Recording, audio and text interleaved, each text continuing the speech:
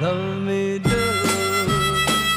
Oh, love me do. In August 1963, this car park was packed full of young Beatle fans hoping to get a glimpse of John, Paul, George and Ringo. They will be playing here at the then Gaumont. We're going to meet a man who became a backstage Beatle for at least an hour. We'd managed to see their first performance in Bournemouth in August '63, and after the show I'd come up with a fantasy that maybe seems unbelievable but worked. I said to the manager of the theatre that we were actually representatives of Rickenbacker guitars. And although we were teenagers, we were wearing two-piece Italian suits, we looked quite snappy, and I said we had an appointment with the Beatles management. We couldn't get backstage because of all these Beatlemania screaming girls outside. What could he do about it? And he said, I'll sort this out. He rang the stage door, they let us in, and maybe 10-15 minutes after watching John Lennon and his friends singing Twist and Shout and playing a Rickenbacker guitar, we were backstage talking with him and actually playing his Rickenbacker guitar. John Lennon was happy to talk to a couple of young guys who were in beat groups and asked us about the show, what we thought of it, which we'd just seen. And when we said, well, we didn't hear your guitar that loudly compared to George Harrison, he said, I'll sort that out.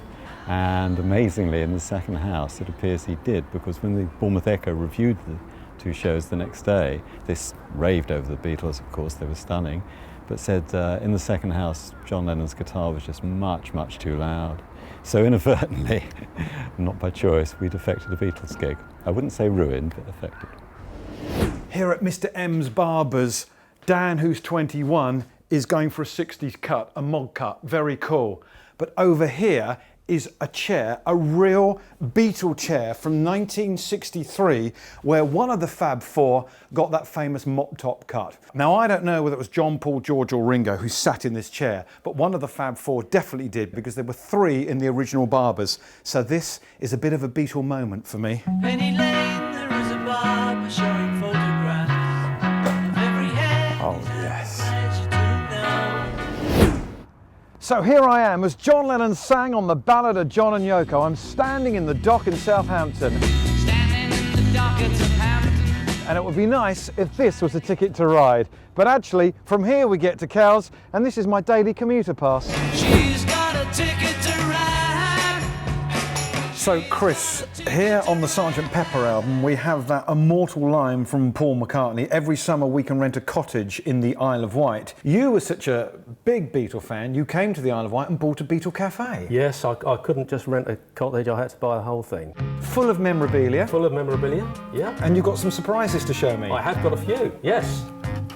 My original yellow submarine. Oh, I had one of those as a kid, but I never kept the box. Ah, you should keep the box, Alex, you see. On every young girl's Christmas list in 1963, an original tin of talcum powder. Well, you know, if I ever lose my hair, I can always put this on, you know. Wow, the go. Beatles are here. The only authentic Beatle wig. How much do you think that's worth? Probably not that much, actually, maybe 50, 60 quid. Oh, fantastic. Chris, thank you very much. Put that back.